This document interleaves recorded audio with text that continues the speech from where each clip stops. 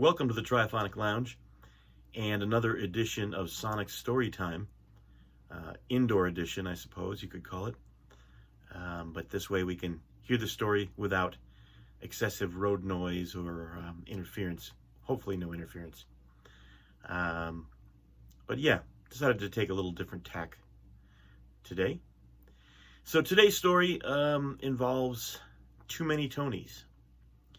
All throughout my life, I have had many friends, acquaintances, some close, some working associates, best friend, musical partners, named Tony. So many at one time. You've met one of them and heard about Tony B, the bass player, in other videos.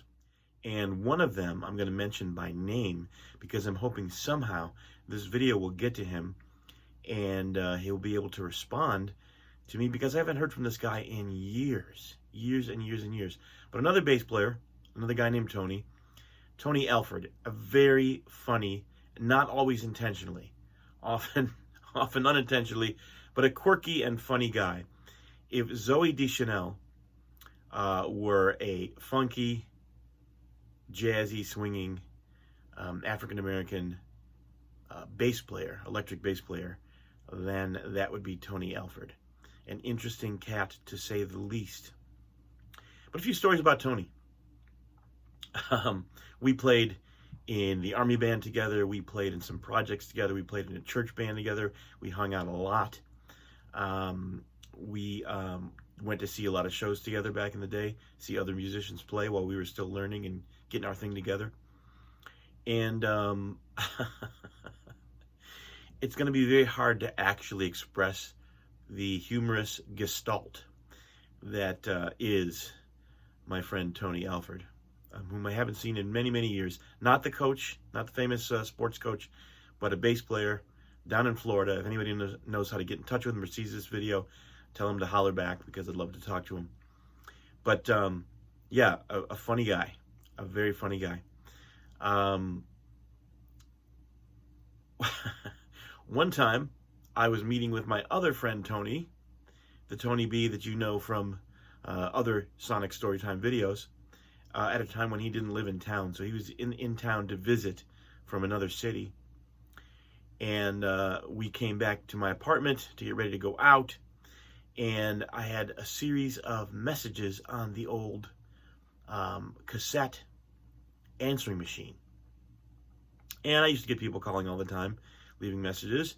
And also, random people would call, because I would leave kind of funny outgoing messages, and then people would say, you gotta go hear this, and then I would get phone calls and hang-ups from all over the place. So I saw all these flashes, all these beeps, and I thought, well, okay, I got a bunch of messages. Let's get to it. There was probably about 20 of them, and they were all from Tony, or most of them were from Tony Alford, who lived in Niagara Falls when I lived down in the Buffalo area. And he was reaching out. Apparently he had missed a bus he needed to get somewhere. And, I had a car, even though I was an entire city away.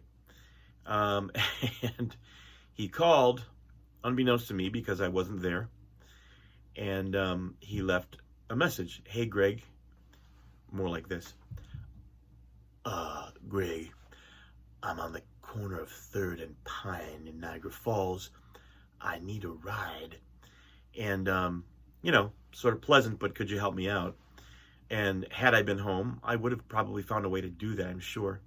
But I wasn't. I was gone all day, and then, hanging out with my other friend Tony, who was in town, and then we were going to go do stuff. I listened to all those messages. Each one was probably about at 30-minute intervals, a succeedingly more perturbed and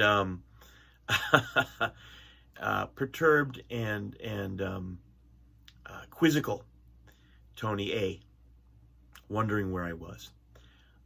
Greg, I'm still on 3rd and Pine. I'm wondering where you are. Now, mind you, I never talked to him, nor did I ever make a commitment to pick him up. Such was his trust in our relationship, which apparently I broke that day. But yeah, a funny guy. I never did pick him up because 20 messages and many, many hours later, I have no idea what happened. But I'm pretty sure he's not still on the corner of 3rd and Pine in the Falls. Another time, we were hanging out at my parents' house. I moved out when I was pretty young, and then I moved in, and I moved out. My mom cried the day I moved out, and then she cried a little more the day I moved back in, and that happened about 4 more times before I got married. Each time she had my things packed for me a little bit quicker each time. But we were hanging out at my parents' house watching TV, and Tony said to me, in the midst of something we were enjoying, SCTV or a musical program or something, didn't have a gig, a couple of not working musicians hanging out at one of the guys' parents' house on a Friday night. And Tony said to me something interesting. He said, Greg, you wouldn't happen to have some type of like a sandwich? Yeah, so that's my Mansky. And I have not seen him in probably 20 years. So if anybody knows how to get in touch with him, anybody from Florida, anybody who sees this, who knows someone, who knows someone, who knows someone who might be able to get in touch with Tony, tell him to shout out, holla back. I'd love to talk to him and say, hey. But I guess the moral of the story is, be ready to help a friend out and have some sandwiches pre-packed.